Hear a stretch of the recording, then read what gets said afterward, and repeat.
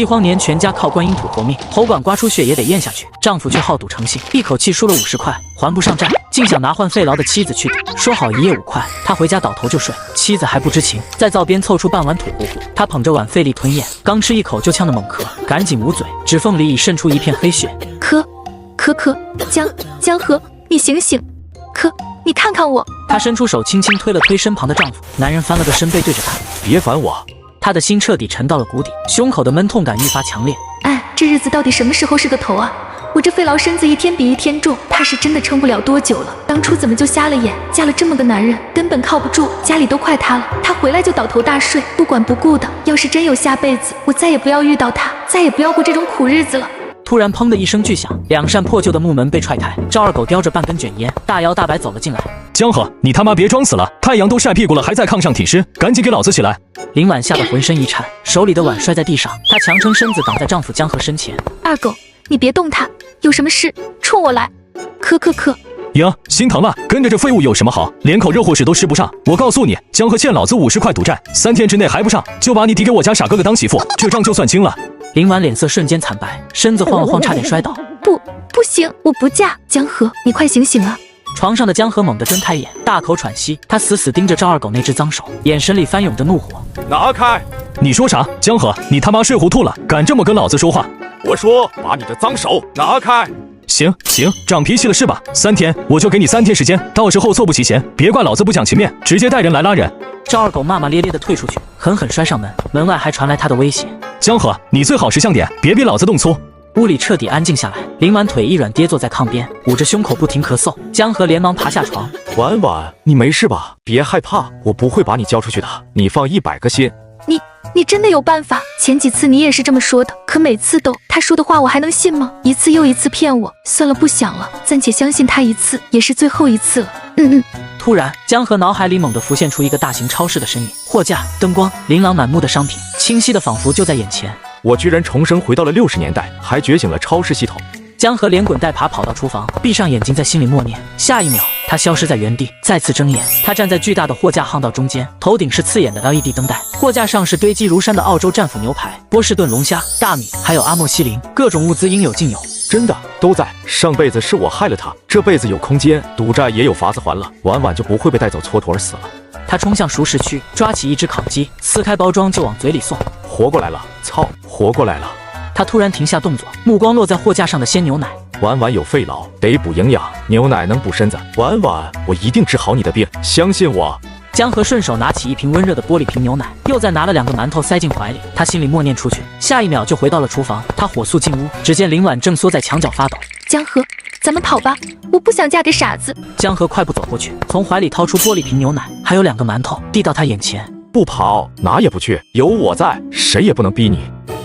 这是牛奶，还有白面馒头，你从哪里弄来的？难道是去供销社偷东西了？快送回去，会被打死的。大队长最恨小偷，上周李二偷了半袋玉米面，被吊在晒谷场吊了1天1夜，差点没了命。你快送回去！江河一把抓住他的手腕，打开牛奶，递到林婉嘴边。婉婉，听着，这东西不是偷的，是我凭本事弄来的，绝对安全，没人会找咱们麻烦。上辈子是我混蛋，是我好赌成性害了你，让你吃尽了苦头，最后还落得那样的下场。不，从今天起，我不会再让你饿一顿肚子，不会再让任何人欺负你。什么上辈子？他在说什么胡话？张嘴，先把牛奶喝了，补身子。在震惊与茫然中，林婉下意识地张开了嘴。江河将温热的牛奶缓缓喂进他嘴里。喂完牛奶，江河又把1个馒头递到他手里。吃吧，刚拿的，还是热的。林婉握着柔软的馒头，小心翼翼地咬了一口。活这么大第一次吃这么好吃的东西，江河好像真的变得不一样了。他眼里的愧疚是真的，对我的好也是真的。可他这东西到底是哪里来的？不是偷的，又能是从哪里弄来的？这年头像牛奶、白面馒头这样的东西，有钱都买不到啊！江河伸手轻轻擦去林婉嘴角的馒头碎屑。以后这样的东西我会让你吃到腻，我会用这个空间弄来足够的粮食和药品，治好你的病，让你过上好日子。赵二狗那边我也会解决，绝对不会让你受一点委屈，这辈子我定护你周全。全村都在啃树皮，小伙却躲在被窝里啃牛排，吃得满嘴流油。炕的另一头，妻子瘦成皮包骨，眼窝塌陷，命不久矣。小伙看着奄奄一息的妻子，眼底闪过一抹狠劲，随即身形一闪，消失得无影无踪。再次现身时，小伙手里多了2包东西，雪白的精致挂面和晶莹剔透的白砂糖。这些好东西可不能随便放着，夜长梦多，我得赶紧想办法把它们换成硬通货。江河动作麻利地撕掉外包装，将1斤挂面、1斤白砂糖用旧报纸包好，捏在手里掂量了2下。就这2样精细粮，搁平时也得不少钱，更别说这再年了，50块肯定能卖到。不行，绝对不能在村里卖。村西头的王大妈那张嘴比公社的广播站还灵，一点小事半小时就能传遍全村。要是让她知道我有这些好东西，不出半天就得捅到公社去，到时候别说这些物资保不住，我和婉婉的小命都可能没了。必须去县城的黑市，只有那儿才能安全出手。江河看了眼熟睡的林婉，转身悄无声息地出门了。村口的土路上，王大妈正叉腰站在门口骂街：那个杀千刀的挨千刀的偷了我家鸡蛋，那可是我留着给我家小孙子补身子的。你吃了我的鸡蛋，迟早烂肠子，遭天谴。有本事偷，没本事承认是吧？别让我逮着，逮着了我扒了你的皮。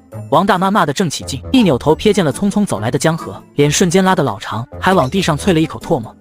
我当是谁呢？原来是你这个废物！大清早的鬼鬼祟祟的往外跑，又要去镇上赌钱。我告诉你江河，你家婉婉都快不行了，你还有心思干那些混账事？是不是想把你媳妇卖了凑赌资啊？没良心的东西！借过，你说借过就借过，这路是你家修的，我偏不让，穷鬼一个，还敢在我面前摆脸色，我看你是饿昏了头。江河没理会，擦身而过的瞬间，指尖弹出一颗糖，精准落进王大妈身旁小孙子的口袋里。吃了我的糖，以后这张嘴就得管点用，就算以后知道了什么，也得掂量掂量该不该说。那小孩正蹲在地上玩泥巴，对口袋里多出来的东西毫无察觉。江河没再理会，快步往镇上赶去。县城巷子深处，一个脸上带刀疤的男人正坐在石头上，身旁还站了几个人。生面孔啊，懂不懂规矩？既然来了我这地界，就得交保护费，1块钱，少1分都不行。不做买卖，来换点东西。就你这穷酸样，穿得跟个要饭的似的，能有什么好东西拿来换？我猜是烂红薯还是破棉袄？别浪费老子时间。江河不紧不慢解开布袋，雪白的白砂糖露了出来，周围瞬间安静。糖还是细沙？不止白糖，还有1斤精致挂面，全是精细粮。我的天，居然是白糖和精致挂面！这年头，粮食比黄金还金贵，白糖更是战略物资，有钱都买不到，能吊命的东西啊！我手下几10好兄弟，还有家里的老人孩子，都快断粮了。要是能拿到这些，就能多活几个人。哪来的？给我看看！刀疤指尖刚要碰到糖袋，江河的手猛地拿到一边。规矩都不懂，钱没亮，货别摸。小子，你知道这是谁的地盘吗？敢在我刀疤的地界跟我讲规矩，信不信我让你今天走不出这条巷子？气氛瞬间紧绷，江河冷笑一声，掏出打火机点燃，火苗凑近糖袋，作势要烧。我敢来，就不怕走不出去。这糖要是洒了、烧了，你一粒也捞不着。想拿东西就拿出点诚意来。我要现大洋或老物件，不收废纸，给个痛快话，换不换？刀疤额头冒冷汗，猛地收回手。罗焕，别烧，千万别烧！瘦猴，快去把我藏着的那箱现大洋拿来，快点，耽误了老子的事，我扒了你的皮！瘦猴连滚带爬钻进旁边破屋，片刻后抱着木箱子跑出来，刀疤一把夺过，咔嚓打开，里面是码得整整齐齐的现大洋。这里的银元够买你这糖和面吗？要是不够，你说个数，我再给你补。只要你把东西给我。江河松开手，将糖和挂面扔过去，转身就走。兄弟，等等，放手！江兄弟，别借啊！我知道你是有本事的人，能拿出这么好的精细粮，肯定有路子，你肯定还能搞到，对不对？与你无关。江兄弟，你不知道这东西有多金贵，我手下几10好兄弟，还有家里的老人孩子，都快断粮了。这糖能吊命，这挂面能填肚子啊！所以，刀疤扑通一声跪倒在地，周围的混混全看傻了。你再搞点货来，不管是糖还是挂面，哪怕是白面馒头都行，多少钱你开？现大洋我有的是，实在不行，我这还有几件祖传的老物件，钱给你，只要你能给我弄来吃的。你就这么确定我还能搞到？我确定你能拿出这么好的货，肯定有路子。江兄弟，你只要点头，条件随便开。是啊，江兄弟，八哥从来没求过人，这次是真急了，你就帮帮忙吧。急有什么用？这东西不是大白菜，说有就有。我懂，我不催你，你慢慢找路子，多久都行，我等，只要你能搞到，不管多少，我全要。行，我可以试试，记住别耍花样，我的货不是那么好拿的。江河不再多言，转身就往巷子外走，刀疤还跪在地上，直到看不见江河了，他才站起来。老大，这小子也太狂了吧，咱们用得着这么求他？懂个屁，这不是狂，是有底气，只要他能搞来货，别说求他，就算给他当小弟都值。身怀巨款的江河没有直接回家，而是拐进了一家店。小伙只是去了一趟黑市，不仅换回赌博欠的巨款，竟让黑市老大红着眼眶，扑通一声跪在他面前，一把鼻涕一把泪，只求他能多搞点货回来。要知道，这饥荒年月，家家勒紧裤腰带饿肚子，白面都是过年才能闻着味的稀罕物，更别提这细溜溜的挂面了。谈妥供货约定，小伙去店里换了只肥鸡，哼着小调往家赶。刚拐进村口，前方就横着3个凶神恶煞的汉子，二话不说拦住了他的去路。哟，大学生回来了。赵二狗这群人向来游手好闲，专挑软柿子捏，今天撞上，怕是没好事。二狗哥，你们在这晒太阳呢？行，真香啊！我说江河，你这哪来的鸡？这饥荒年，谁家还能养得起这么肥的鸡？还能哪来的？我看啊，准是偷大队的。这老母鸡可是集体财产，江河你胆子不小啊，敢偷集体的东西。可别给我安上偷集体财产的罪名！别瞎说，这不是偷的，真不是，这是我拿家里的旧棉袄、旧棉裤换的。换的？我看你是欠收拾，编瞎话都不找个靠谱的。这年月，旧衣服能换着这么肥的鸡？你当我傻呢？正好哥几个好几天没沾荤腥了，饿坏了，这鸡归我们了，拿来吧你。江河往后一撤，赵二狗扑了个空。嘿，你个小兔崽子还敢抖！江河把鸡放下，闪过赵二狗的推搡，扣住赵二狗的手腕，反向一鸣。啊，我的手！这上一世在商战里被人绑架过3次，这点防身术对付你们这种土狗够了。二狗哥，陆华咋这么不小心？行这么大礼干啥？你这鸡是县里黑市刀疤哥赏的。江河咋跟大人扯上关系了？你要是想吃，我现在带你去县里找刀疤哥聊聊，顺便说说你收保护费的事儿。不去了，误会。那还不管，挡着我回家炖汤了。赵二狗在2个闲汉的搀扶下，连滚带爬的跑远，连头都不敢回。江河看着他们的背影，冷冷地啐了一口，转身往家走。这下晚晚不用担惊受怕了。江河刚走到门口，听到一声喊声：“江河，日头都要落山了，钱呢？没钱，人我可就带走了。”林婉听到动静，吓得大气不敢出。江河咋还不回来？关键时候这个男人又用不上。江河脚步猛地加快，一进院子，看见大队长赵大宝领着2个精壮汉子堵在自家门口，身后还跟着那个傻儿子。赵大宝，你敢闯我家？哟，正主可算回来了。江河，别跟老子扯这些没用的，今天要么还钱，要么把林满带走抵债，2选1，你选吧。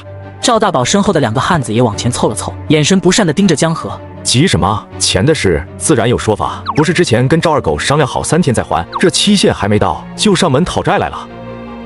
但你堵着我家门口，还想闯进去抢人，是不是太不把规矩放在眼里了？规矩，老子的话就是规矩，赵二狗说的话不算，今天这债必须清。赵大宝身后的傻儿子跟着嗷嗷叫了2声，伸手就往房门里探。江河往前跨了一步，正好挡在房门前。赵大宝，你上个月偷偷把公社分配的救济红薯拉去邻村换酒喝的事，要不要我现在喊一嗓子，让全村人都来评评理？此话一出，赵大宝的脸刷的就白了。你胡说八道什么？小声点！这事要是被捅到公社去，别说大队长的位置保不住，蹲大牢都有可能。奇怪，这事怎么会被江河知道？我是不是胡说？你自己心里清楚。上一世赵大宝就是靠侵占集体财产、压榨村民才过的滋润，最后也是因为这事东窗事发，落了个凄惨下场。赵大宝的额头已经冒了汗，再也不敢提讨债的事。你别血口喷人，今天我就暂且信你一次，再给你宽限几天。只是宽限几天？是，宽限几天。赵大宝拉着身边的2个汉子就往后退，又踹了一脚身旁的傻儿子。还愣着干什么？走！4人跌跌撞撞的往外走，赵大宝走了几步，还不忘回头恶狠狠地瞪了江河一眼。你小子别得意，要是到期再没钱，我饶不了你。江河嗤笑一声，没再搭理他，松了口气。院子里，林婉正扶着门框站着。江河什么时候这么有本事了？几句话就把蛮横的赵大宝吓走了。江河，你没事吧？没事，你看我还给你带了鸡回来，今晚炖鸡汤喝。林婉心里的不安渐渐消散，她走上前想接过江河手里的鸡。我来处理吧，你歇会儿。江河把鸡递给他，摸了摸口袋里的银元，心里踏实了不少。赵大宝这关算是暂时过去了，接下来只要把供货稳定下来，就能让林婉过上好日子。上一世他亏欠林婉太多，这一世一定要拼尽全力守护好她。林婉很快就把鸡炖上了，香味顺着窗缝溜出去，谁也没想到，一锅鸡汤竟在全村引起了震荡。小伙正光明正大的在家炖鸡，浓郁的肉香味飘遍整个村子，竟直接引发全村的骚动。有人扒着自家院墙探头探脑，有人聚在路口窃窃私语，眼神里全是贪婪和嫉妒。就连大队长闻到这股肉香，都带着人要来抄家。要知道，在这饿死人的年头，粮食本就金贵的堪比性命，肉更是普通人想都不敢奢望的存在。哪怕是指甲盖大小的一点肉渣，都能引得众人争抢不休。村道上，赵大宝正带着4个村民巡逻，闻到味道后，一步步往江河家的茅屋逼近。肯定是偷了大队的，今天必须查清楚，把他的东西充公，给全村人分了。隔壁王大妈贴在墙上听动静，这杀千刀的江河，绝户头，丧良心的东西，哪来的肉？肯定是偷大队的，我家娃都快热晕了，他却在屋里炖鸡，真是要遭天谴。不行，我得举报，这味儿闻得老娘肝疼，不能让他一个人独吞。而此时的江河家，江河舀了一碗滚烫的鸡汤，凑到嘴边轻轻吹了吹，递到炕边林婉的唇边。张嘴。江河，这是哪来的？先喝，凉了心。肉是真的肉味。傻丫，以后天天吃，吃到你吐。林婉乖乖地张开嘴，任由江河一勺一勺把鸡汤喂进嘴里。就在林婉要咽下最后一口鸡汤时，院子外面传来一阵闹哄哄的声音。别怕，把汤喝完，我出去看看。江河走出院子，只见赵大宝身后跟着一群人，一个个都盯着江河虎视眈眈。江河，你个胆大包天的东西！这饥荒年头，全村人都快饿断肠了，野菜根、树皮都抢着吃，你居然还有肉吃！老实交代，这些肉是不是偷了大队的鸡鸭，还是背地里搞了钻空子的勾当，私藏了粮食换肉？赵大宝话刚落音，旁边的村民立马跟着起哄。大队长说的对，他肯定是偷的。咱们大队的财产是全村人的活命本，凭什么让他一个绝户头独吞？这也太不公平了。就是啊，我早就觉得他不对劲了。平时闷不吭声的，像个闷葫芦似的，背地里肯定没干好事。这肉香飘得我家娃直哭，哭着要吃肉，我连口稀粥都没法给他凑齐。他倒好，躲在家里吃香的喝辣的，不是偷的是什么？我看他就是没良心，忘了全村人都在挨饿。王大妈的话像是点燃了导火索，周围的村民也跟着附和起来。没错，肯定是偷的。把东西交出来，给全村人分了。不能让他一个人独吞。他一个绝户头，要这么多肉干什么？不如给我们有娃的人家补补。骂声喊声此起彼伏，一个个眼神里都透着贪婪的光，死死盯着江河家的茅屋。江河，我劝你识相点，今天你要是不把藏着的东西交出来，不把事情原本说清楚，我们可就不客气了，直接冲进去搜出来的东西全给全村人分了，还要把你绑去公审。江河站在原地，脸色平静，没有丝毫畏惧。吵够了吗？原本喧闹的人群瞬间安静下来，所有人的目光都集中在他身上。你说我偷了大队的鸡鸭，可有证据？大队的鸡鸭都有登记，少没少一查便知。至于钻空子，更是无稽之谈。我一没外出卖东西，二没私藏粮食，何来钻空子之说？没偷没钻空子，那你这肉是哪来的？这饥荒年头，除了这些路子，你一个普通村民能弄到肉？我自己打猎得来的，后山的野物既不是大队的集体财产，也不用粮食换取，凭本事得来的，怎么就成了你们口中的偷和钻空子？打猎后山哪还有什么野物？早就被搜山的人逮光了。你少在这里编瞎话骗人，我看你就是想独吞。江河眼神一沉，没再跟王大妈争辩。信不信由你，我没偷没抢，没碰大家伙的一分一毫，凭什么要交出来给你们分？今天你们要是敢硬闯我家，我就去公社找书记评理，看看是谁在不讲道理，是谁在仗着人多欺负人。好你个江河，嘴还挺硬。既然你说没偷没抢，那敢让我们进屋搜一搜吗？要是搜不出东西，我们给你赔礼道歉；要是搜出来，你可别想抵赖。搜，必须搜，不敢让搜就是心里有鬼。可以，你们尽管搜，但我把话放在前头，我家就这么大点地方，搜可以，不准乱翻乱砸，更不准惊扰我屋里的人。要是搜不出，今天这事你们得给我说清楚，当着全村人的面还我一个清白。还愣着干什么？进去搜，仔细别搜，粮缸、柜子都别放过。赵大宝立刻带着2个人急不可耐地冲进了屋里，王大妈和几个贪心的村民也想跟着进去。说好的是他们搜，闲杂人等在外头等着。被拦住的村民竟没一个敢硬闯，赵大宝翻遍屋里也没找到。随后他把目光转向灶上炖着的汤，终于让我找到了，我看你往哪藏。赵大宝激动地打开锅盖，一脸难以置信的神色。不可能，这怎么可能？他只是炖了一锅鸡汤，却被按上犯罪的罪名，甚至有人要拉他游街示众，空气里还飘着鸡肉香。可掀开锅盖，却只有一锅清汤，上面浮着2根煮烂的菜叶。大队长惊得说不出话，就连围观的村民都愣住了。一群人杵在那儿，大眼瞪小眼，半晌没一个人出声。他们本是来抓把柄的，哪想到会是这般光景。鸡呢？肉呢？胃呢？这不可能呀！我刚才明明闻见浓郁的肉香了，隔着半条街都能闻到，香得我直咽口水，怎么会是这个？赵二狗不死心，用力吸了吸鼻子，除了土腥味什么都没有。不可能，绝对不可能！他猛地转身，看着那些看热闹的村民，你们也都闻到了是不是？是不是？刚才那股肉香，你们肯定都闻到了。是，好像是有点香味，刚才确实飘过来一阵，闻着像是炖肉的味儿。对，我也闻到了，就是不知道咋这会儿没了。另一边，江河双手抱在胸前，一副事不关己看热闹的样子。还好我反应快，刚才那碗鸡汤刚炖好，浓郁的香味刚飘出去，就听见外头传来杂乱的脚步声。幸亏有空间这个宝贝在，我心念一动，就把那锅热气腾腾的鸡汤收进了空间里。这锅里的野菜还是前天我上山挖的，本来打算留着当备用粮食，没想到今天正好派上了用场。赵二狗这鼻子倒是真灵，隔着半条街都能闻到肉香。可惜啊，再灵的鼻子也敌不过我的手段，想跟我抢东西，门都没有。奇了怪了，这到底是怎么回事？刚才我明明喝了一碗鸡汤，那鸡汤熬得浓稠醇厚，金黄色的油花浮在面上，喝进嘴里又香又暖，怎么一转眼的功夫，锅里就变成野菜汤了？难道是我眼睛花了吗？可那鸡汤的香味明明还在嘴里留着，回味都还在呢。江河他怎么一点都不着急？大队长大半夜的兴师动众，带着这么多人闯到我家，就是为了看我煮野菜。现在看清楚了，满意了。不可能，你少在这里装模作样，刚才明明满屋子都是肉味，那味香得我脑仁都疼，绝对不会错，你肯定是把肉藏起来了。赵大宝不信邪，伸手抓起一根烫手的野菜塞进嘴里，嚼了2下，脸皱成了苦瓜。什么破玩意儿？江河，你到底把肉藏哪了？是不是埋在地底下了？给我搜！今天就算把你这屋子翻个底朝天，也得把肉找出来。够了！赵大宝，你是大队长就了不起了，就能随便闯民宅，翻别人的东西，还有没有天理了？刚才二狗在路上拦路打劫，想抢我给婉婉看病的钱，我好不容易摆脱他，回到家你们就带着人冲了进来，你们到底想干什么？那50块钱呢？那是我借遍了所有亲戚，求爷爷告奶奶才凑来的救命钱，刚才还好好的放在桌子上，你们一进来就没了，是不是你们拿的？放屁！谁稀罕你妹2个破钱？我们是来查你私藏肉食的，谁拿你钱了？你可别血口喷人！钱没了，屋里就咱们几个人，不是你们拿的，难道是鬼拿的？赵大宝，你今天不给我把钱交出来，这事儿没完！乡亲们都来看看啊，快来评评理啊！大队长带头抢别人家的救命钱了，这钱是给我媳妇看病的救命钱啊！他们不仅抢钱，还私闯民宅，我要去县里告御状，我倒要看看这大队还有没有王法！门外围观的村民们一听打劫救命钱，顿时炸开了锅，纷纷对着赵大宝一行人指指点点。这就不对了，再怎么说也不能抢救命钱啊！就是大队长怎么能干这种事？太过分了，人家治病的钱都要抢。这小子居然把抢钱的帽子扣到我头上，要是再在这里纠缠下去，只会更难看。行了行了，嚎什么丧？谁稀罕你那2个钱？撤，都给我撤！赵大宝带着人灰溜溜的往外走，围观的村民也渐渐散去，谁也没注意会计没走。他蹲身从烂泥中拾起一根骨头，上面粘着指甲盖大的黑白条纹塑料标签。这是个啥玩意儿？上面这些弯弯曲曲的，是羊麻子。江后，你小子不对劲了，这里面肯定有猫腻。会计小心翼翼地把骨头和标签揣进怀里，悄无声息地离开了。江河刚进屋，林婉突然冲过来，吓死我了！刚才他们那么凶，我还以为还有那锅汤，怎么突然就变了？刚才明明还是鸡汤的。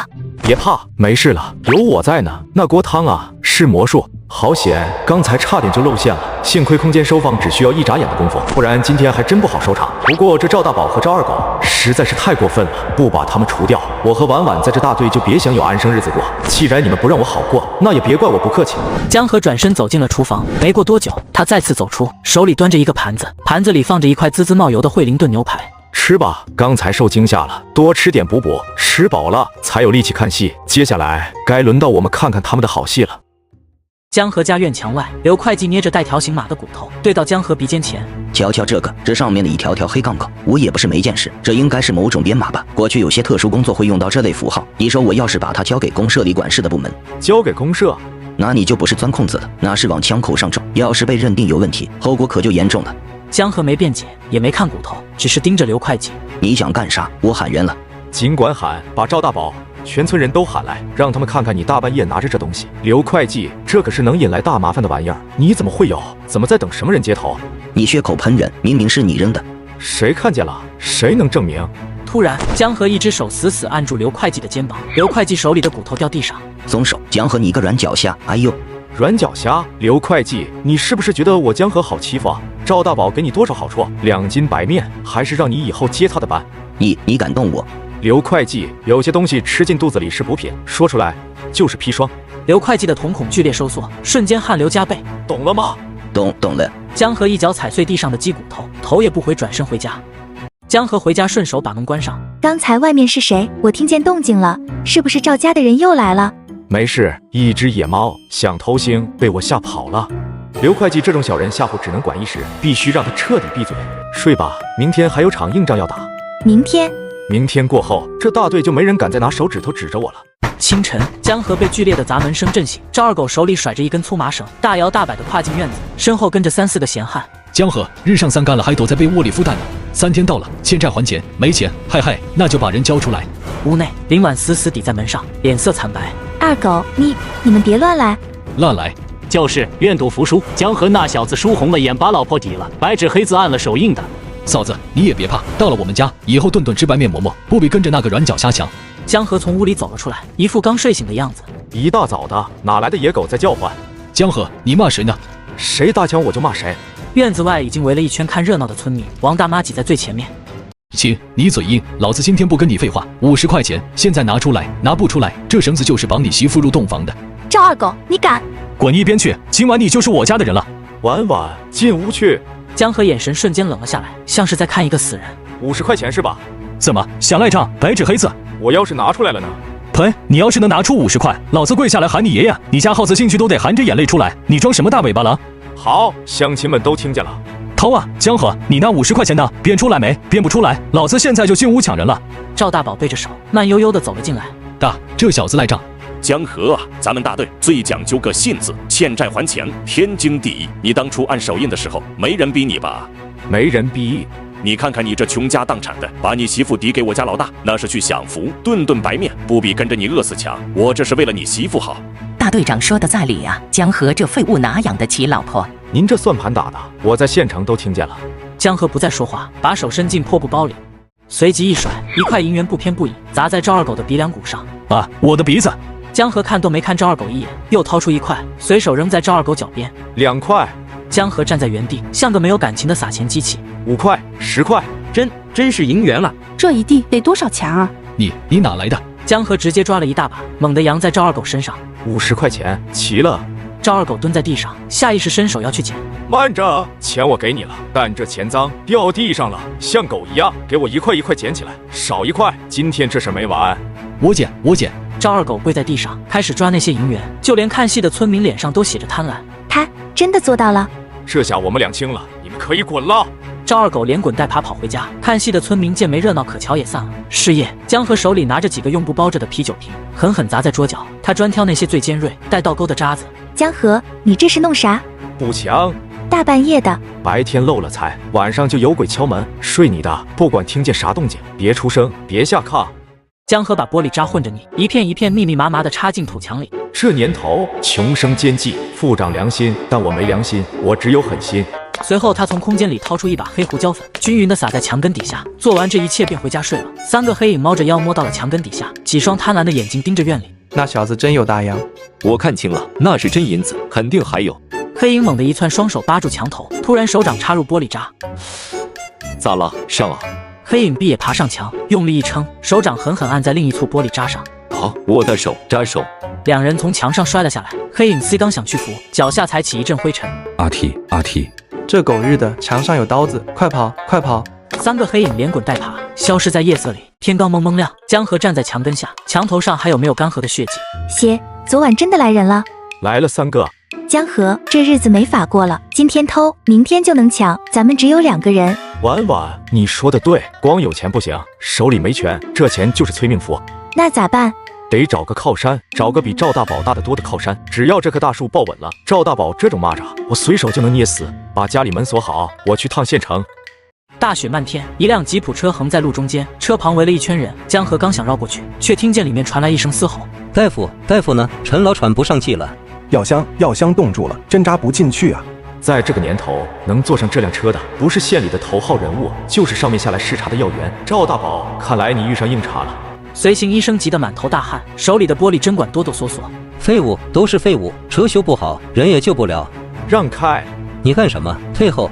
不想他死就滚一边去，我能救。你是大夫，哪个医院的？我是谁不重要，重要的是阎王爷还没点头。江河钻进车厢，用身体挡住了外面的视线。老人家，张嘴！江河意念一动，手里凭空出现了一瓶气雾剂，拔掉盖子，捏住陈老的下巴，白色的药物冲进陈老的口腔。陈老紧绷的身体突然一松，他顺手掏出清凉油盒子，握在手里做掩护。气顺了，别让他受风。首长你谁？陈老喝了一口，眼神复杂地盯着江河手里的清凉油。刚才喷进嘴里的东西绝对不是清凉油，味道不对，感觉也不对。小同志，你刚才给我用的是什么药？祖传的偏方，药引子难得，用一次少一次。您这条命挺贵的。好一个祖传偏方。小张，请这位小同志上车，去招待所。车内，陈老手里把玩着清凉油盒子。小同志，哪里人？红星大队插队的，叫江河。名字不错，刚才那一手不是赤脚医生能会的。猫有猫道，鼠有鼠道，能抓耗子就是好猫。陈老愣了一下，随即从口袋里掏出一叠大团结，又摸出一把花花绿绿的全国通用粮票。我不喜欢欠人情，拿着回去改善生活。江河扫了一眼没接，轻轻把那叠钱推了回去。小子，这可是陈主任给的，够你吃3年的。陈主任，钱我不缺，嫌少，年轻人胃口太大，容易撑破肚皮。我不缺钱，我缺个公道。最后，陈老收回钱，掏出一个本子，撕下一页纸，刷刷写了一行字：自有红星大队江河同志，系我友，遇事可酌情关照。陈国邦。在这个县城，这张纸比钱好使，记住了，只能用一次，一次就够了。红星大队的赵大宝是个土霸王，你缺的那个公道是不是在他那儿？谢陈老赏饭。车停了，陈老看着江河离开的背影，若有所思。小张，去查查这个江河，这小子身上那股劲儿，不像个知青，像个老兵油子。江河刚走到村口，就看见自家院子围满了人，正像土匪一样在院子里翻箱倒柜。没有，真的没有，那是江河给我买药的钱。放屁，都是黑心钱。乡亲们都看着啊，江河这小子不务正业，哪来的钱还赌债？肯定是干了违法的勾当。给我搜，挖地3尺，也要把证据找出来。大队长，屋里搜出1袋白面，还有半斤猪肉。好啊，铁证如山。嫂子，江河回不来了，跟哥走吧，去里面交代交代。就在赵二狗即将碰到林婉的瞬间，江河上前一脚把赵二狗踢飞。疼吗？江河，他们说你被抓了。没被抓，但是现在有人要被抓了。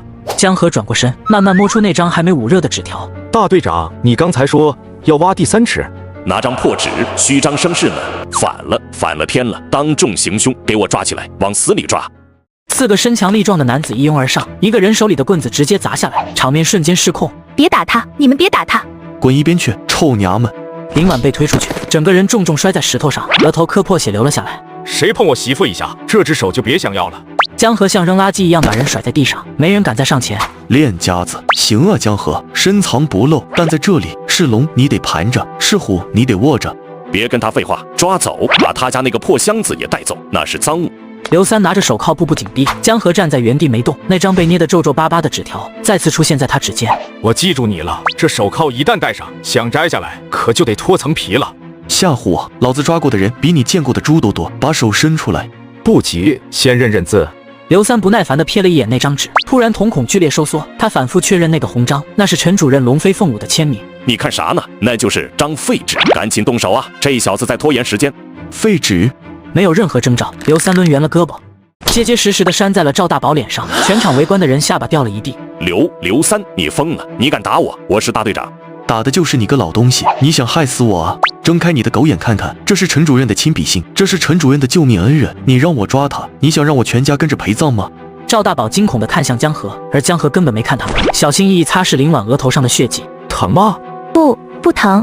江河扶起林婉，随即走到刘三面前。纸条还我！江同志，误会都是误会，我是被这老东西蒙蔽了。误会？绝对是误会！要是知道您跟陈主任这关系，借我10个胆子我也不敢啊。这次就算了，不过记住了，下次要有真凭实据再来找我，别听风就是雨。刘三连连道歉，随即带着人离开江河家、赵大宝家。赵大宝坐在炕头上，半边脸肿得像发面馒头，地上一片狼藉。奇耻大辱！奇耻大辱！我在大队横了20年，什么时候受过这种气？当着全村人的面啊！江河现在可不得了，连县里都有人，咱们是不是惹不起了？惹不起，强龙还不压地头蛇呢。有人咋了？陈主任能天天住在咱们村守着他，他在县里有人，但在村里我是老大。那咋办？那小子现在有钱，又能打，还有靠山。人是铁，饭是钢，还有一样东西比饭更要命。二狗，去把村东头那口甜水井给我封了。啊，封井？那村里人喝啥？村里人去西边河里挑水喝，在江河家，我要让他家一滴水都见不着。我看他拿什么煮肉？我看他那个病秧子媳妇没水喝，能撑几天？江河，你不是能耐吗？你不是有条子吗？我看你这张条子能不能挤出水来？全村水井上锁，林婉渴得晕倒。江河扛起锄头走向荒山。既然你们把路堵死了，那我就把天捅破。江河挥舞着锄头，在地上挖了一个浅浅的土坑。嘿，江大能人，这都挖了2小时了，水呢？尿都没见着一滴吧？二狗哥，人家那是1年挖水，咱们凡人看不懂，哈哈哈哈！江河，别费劲了，这山要是能出水，我赵二狗当场趴下喝你的尿。记住你刚才的话。我记住了，怎么着？你咬我，大伙儿都听着，只要他能挖出水，我赵二狗就把这泥坑舔干净。江河扔下锄头，跳进土坑，转身遮挡，手掌按向土底，意念一动，空间悄然开启，消防水枪对准缝隙，阀门全开。突然，地底传来沉闷的咕噜声，装神弄鬼，水柱扑的冲出来，喷了3、4米高。二狗，这怎么可能？水是水呀，真的是水，老天爷显灵了！让开，让我喝一口。别急，这是我们村的山。慢着，江河，你干啥？大家都要渴死了。赵大宝封井的时候，你们在哪？这山是荒山，这水是我挖的，那也是集体的。想喝水？行，谁把它扔下山去，谁就能领第1桶。几十双眼睛齐刷刷地看向赵二狗。你们想干嘛？我爸是大队长，你们敢？赵大宝，你的路我收了。几个壮汉把赵二狗举过了头顶，正往山坡边缘走。爸，救命啊！爸，杀人了！都给我住手！哎呦！赵二狗摔在地上，连滚带爬地缩到赵大宝身后，裤裆湿了一大片。反了，都反了天了！谁给你们的胆子，不想在大队混了？大家缩着脖子，没人敢吭声。江河，这山是集体的，这水也是集体的。你私自霸占水源，还煽动大伙儿，你是不想活了？大队长，别扣帽子，这山荒了10年，是你赵大宝说不出水的，现在我挖出来了，就成集体的了。我说他是，他就是。来人，把水封了，把这小子抓起来。我看谁敢动，这水就在这儿，谁听赵大宝的，这辈子别想喝上一口。这些年他赵大宝吃香喝辣，你们吃糠咽菜，他儿子拿馍馍喂狗，你们的孩子饿得啃树皮。现在水就在我手里。江河，那咋样才能怼水喝？简单，谁喊一声打倒赵扒皮，谁就能领1桶水。你这是造反！谁敢喊，谁喊我扣他全家公分，我让他全家饿死。江河再次舀起一瓢水，当着众人的面喝了一口。好甜啊！大队长，你那公分能解渴吗？在活命面前，大队长算个屁！一个瘦得皮包骨的小伙子走了出来。赵扒皮，二嘎子，你敢打倒赵扒皮？我要喝水。这一声吼像是点燃了火药桶，压抑了10几年的怨气，在这一刻彻底炸了。打倒赵扒皮，打倒赵扒皮，还我血汗粮！赵大宝被逼得连连后退，脸色惨白如纸。排队喊了的都有。赵大宝眼神变得很毒，他颤抖着手伸进贴身口袋，摸到了刚从县里买回来的强力耗子药。江河，这是你逼我的，既然我喝不上，那就都别活。半夜，2个负责看水的村民睡得死沉。赵二狗猫着腰从草丛里钻出来，死死盯着那潭反光的水。睡死你们这群猪，吃里扒外的东西，敢背叛我爹！江河，你不是能耐吗？你不是有水吗？我让你请全村人喝宋仲汤。赵二狗从怀里掏出耗子药，手腕一翻，白色的粉末全部倾倒进水池里。喝吧，多喝点。我看明天谁还敢喊打倒赵扒皮。天刚蒙蒙亮，蓄水池边已经排起了长龙。王大妈手里提着木桶，排在第一个。哎呦，还得是江知青，这水看着就甜。都别急啊，江知青说了，人人有份。江河看了一眼平静的水面，完全没察觉到异样。大妈，起这么早？那可不，我家小宝昨晚发烧，嘴里干得冒烟，就等着这口救命水呢。江河，大妈以前嘴碎，你别往心里去，你是咱们村的活菩萨。快打吧，回去烧开了喝。王大妈欢天喜地打了1桶水回家。奶奶，可水来了，乖孙，这可是江叔叔给的神仙水，喝了病就好了。王大妈把碗递到孩子嘴边，孩子本能地张大嘴，像条缺水的鱼。慢点喝，管够。奶奶，水有点苦。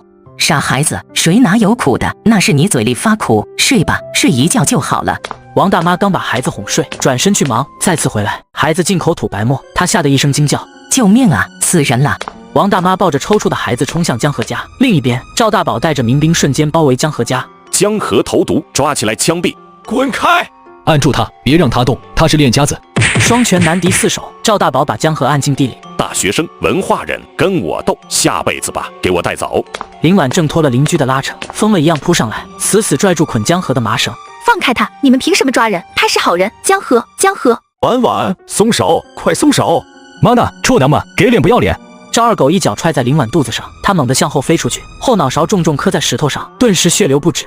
林婉，赵二狗，我要杀了你！我要杀了你全家！江河被扔上了拖拉机后斗，他死死盯着倒在血泊里的林婉。赵大宝，赵二狗，你们最好祈祷他没事，否则我不只要你们的命，我要你们9族陪葬。密室里，强光刺的江河根本睁不开眼，双手被铐在铁椅上。说话哑巴了，水里有毒，耗子药，那水源是你挖的，也是你管的，除了你还有谁？我要见陈主任。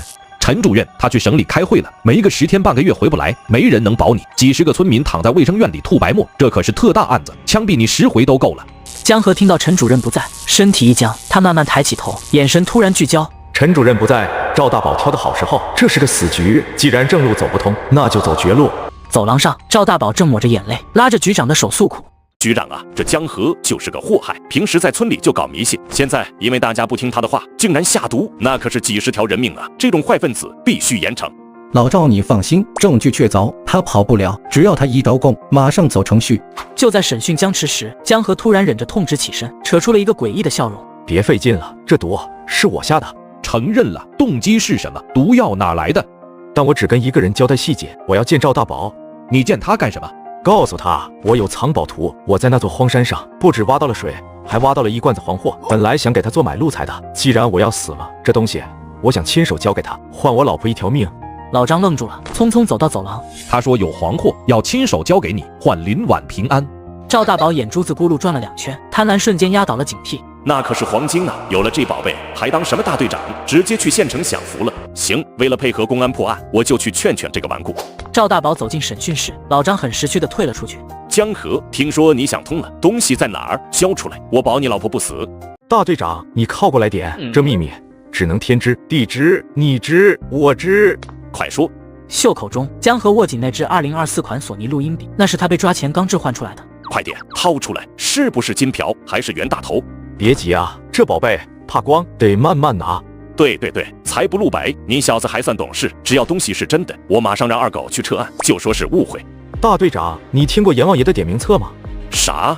这宝贝能把人的魂吸进去，谁干了亏心事，谁的声音就被锁在里面，几百年都散不掉。少给老子装神弄鬼，东西呢？江河的手猛地从怀里抽出一个黑色的物体，拍在桌面上。这是啥？黑铁疙瘩！你敢耍我？金子呢？这就是金子，比金子还贵重。按一下中间那个圆钮。这是炸弹。不敢，那我来。江河准确地按下了播放键，录音笔里传出声音：爹，药下进去了，我都看着化开的。这次江河必死无疑，全村人都得恨死他。干得好，记得把药纸烧了，别留尾巴。赵大宝整个人僵住了，死死盯着那个会说话的黑匣子。二狗，鬼有鬼，这铁疙瘩里关着鬼。大队长，这声音熟吗？这是美国老造的留声匣子，专门用来追踪和取证的，连你放个屁都能录下来。你阴我，给我，把它给我。江河被靠在椅上，却早有防备，他猛然后撤躲开，一脚踹翻桌子，狠狠撞上赵大宝肚子。哎呦，我的肠子！来人啊，杀人灭口了！赵大宝要销毁证据。门外传来急促的脚步声，赵大宝眼里全是杀意，爬起来就要去掐江河的脖子。把东西交出来，不然老子现在就勒死你！晚了，赵大宝，你听。审讯室大门被暴力撞开，门口站着的不是老张，而是一脸铁青的陈主任和满头大汗的公安局长。反了天了，在公安局行凶！赵大宝，你想造反吗？局长，误会，这是误会。这小子偷公家东西，我在帮你们审讯。审讯？我看你是想灭口。你说偷什么啦？他怀里有个黑色匣子，那种装置很像老式的秘密通信设备，他的身份不简单。江河整理了一下衣服，举起那只闪烁着红灯的录音笔。局长，这可不是发报机，这是我在山上捡到的，美国老造的高科技，叫窃听笔。美国老的，这玩意儿邪乎的很，只要按一下，不管你说啥，哪怕是心里话，都能给你吸进去，再原封不动的吐出来。放屁，那是妖术，局长别信他。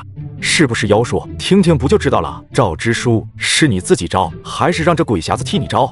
我没干亏心事，我不怕。江河一按下播放键，立马就传出俩男人猥琐恶毒的对话。爹，药下进去了，我都看着化开的，这次江河必死无疑，全村人都得恨死他。干得好，记得把药纸烧了，别留尾巴，到时候就说是江河投毒，那是死罪。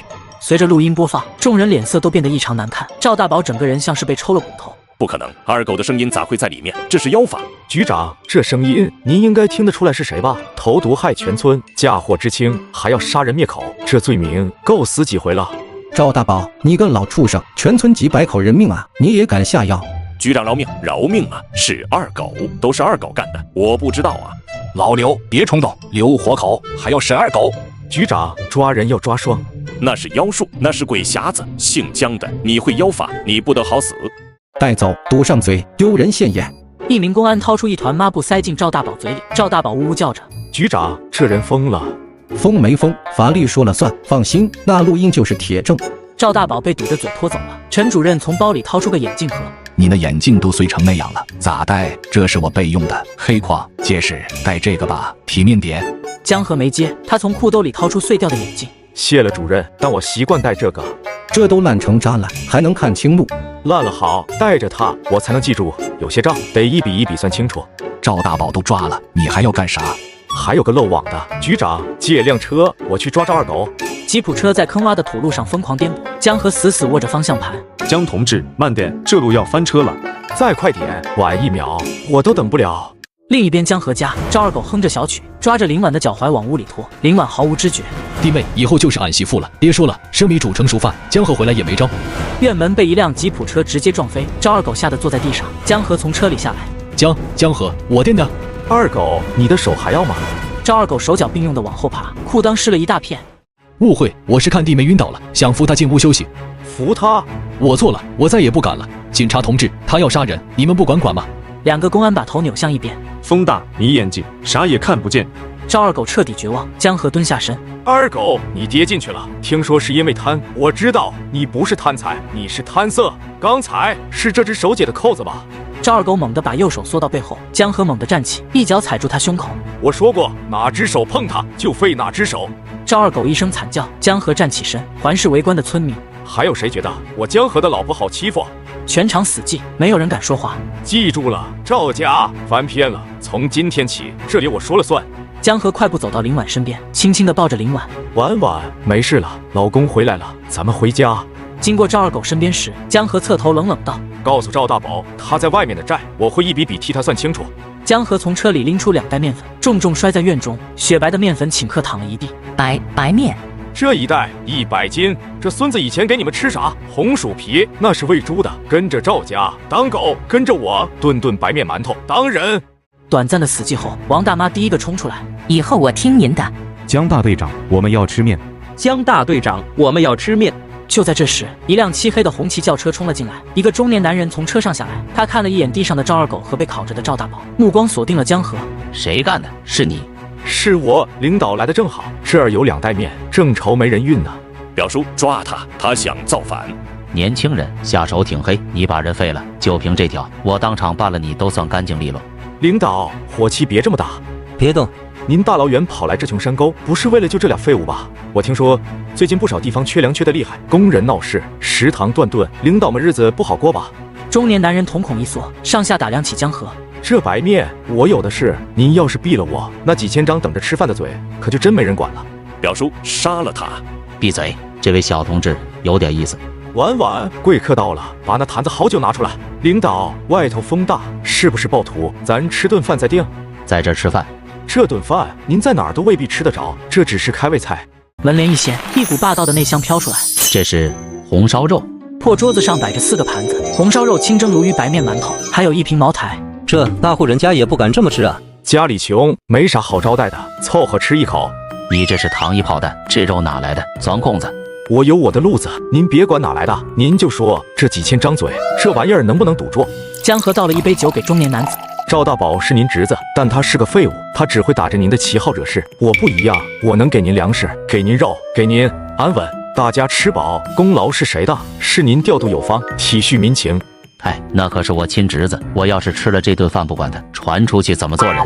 您搞错了，正因为他是您亲侄子，大义灭亲，才更显出您的高风亮节啊！中年男人愣住了，他猛地抓过筷子，夹起红烧肉塞进嘴里。太香了！去他妈的赵大宝！小刘，去告诉外面，赵大宝欺压百姓，罪大恶极，我绝不姑息。门帘再次掀开，中年男人走了出来。表叔，是不是谈妥了？快抓他呀！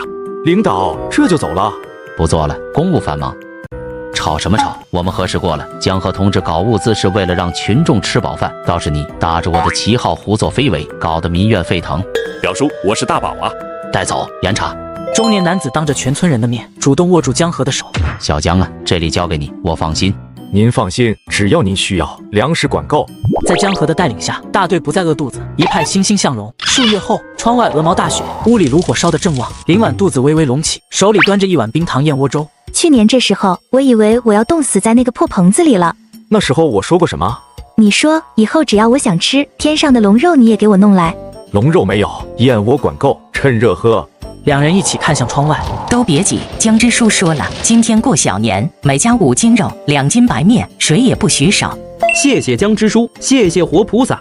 屋内，江河和林婉依偎在一起。江河，我们以后还会饿吗？婉婉，你记着，只要我在，这世上就没人敢让你饿着。